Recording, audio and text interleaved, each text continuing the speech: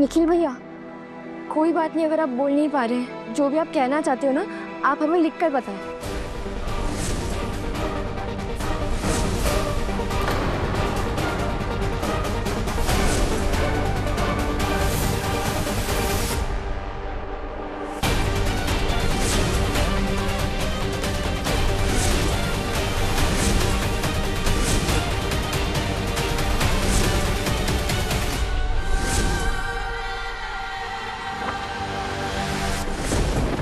निखिल भैया ने तो कुछ लिखा ही नहीं। कुछ तो सही नहीं है निखिल भैया के साथ। उनको मैंने इससे पहले कभी इतना डरा हुआ नहीं देखा। कुछ कहना भी चाह रहे हैं पर पता नहीं कुछ कह नहीं पा रहे हैं। पापा प्लीज मदद करो। बाबा जी ने साफ साफ कहा था, इस घर के मर्दों के ऊपर खतरा है और मुझे कोई खतरा नहीं चाहिए इस घर पर। इसलिए अभिषेक की शादी पूर्णमासी से पहले होगी, वरना इस घर पे मुसीबतें ही नहीं खतरे भी बढ़ेंगे। माँ, हम सब पढ़े लिखे और समझदार लोग हैं, तो क्यों हम बाबा की इन बातों को परम सत्य मान रहे हैं? तुम तो किसी बात को परम सत्य नहीं मानती ना। कनिका से पूछो, आज उस पर क्या गुजर रही है। वंदना तुम बता, भगवान ना करे कि कुंदन भाई साहब के साथ ऐसा कुछ हो जाए, तो क्या तुम उन्हें बचाने की पूरी कोशिश नहीं करोगी? हाँ माँ, सब कोशिश करेंगे। मैं भी वही कर रही हूँ, अपने पति को बचाने की कोशिश, उसके साथ अपना रिश्ता बचाने की कोशिश। प्यार से धमकी दे रही हो मुझे? ये बता रही हो कि तुम्हारे पति की शादी हो चुकी है? पर तुम कुछ भी कर लो, अभिषेक की शादी परी से होकर रहेगी।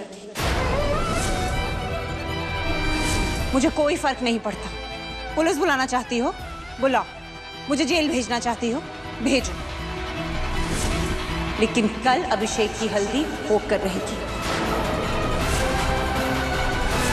और अगर आना चाहती हो तो स्वागत है।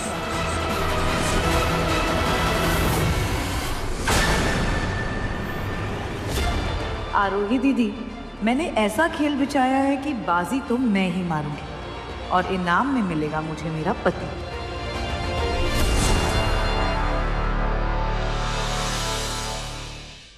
पिछले दिनों परिवार ने जो बुरे हालात देखे, अभिषेक के पापा का जाना, निखिल की हालत, उसमें ज्यादा धूमधाम से चीजें कर पाना मुश्किल होगा हमारे लिए, पर सारे रीति रिवाज जरूर करेंगे।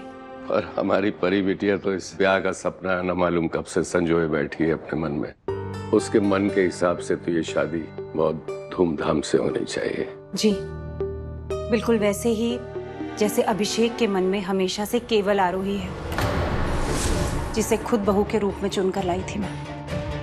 लेकिन अपनी माँ को जेल से बचाने के लिए वो अपने प्यार की कुर्बानी दे रहा है, और इस घर को बचाने के लिए आरोही अपने प्यार की। दोनों दुखी हैं, पर अपने प्यार को अंदर दबाए रखने के अलावा उनके पास और कोई चारा नहीं है। ठीक वैसे ही जैसे बिना धूमधाम की शादी के अलावा परी के पास और कोई चारा नहीं। घनश्याम जी, यहाँ मैं देख लेती हूँ, आप प्लीज जाके देखिए कि परी टाइम से रेडी होकर नीचे आ जाए। ठीक है।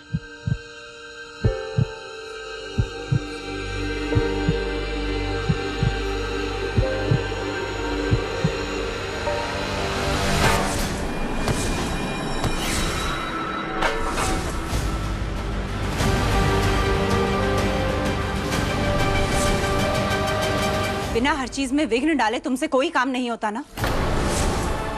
क्यों चैन से जीने नहीं दे रही हो हमें?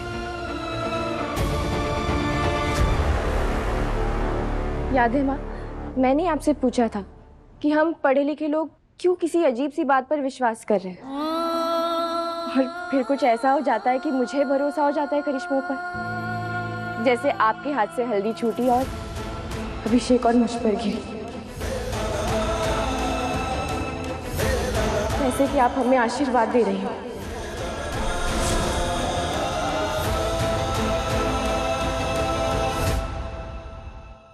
जितनी कोशिश करना चाहो कर लो, पर शायद तुम देख नहीं पा रहे हैं। हालात तेजी से बदल रहे हैं, तुम्हारे खिलाफ जा रहे हैं।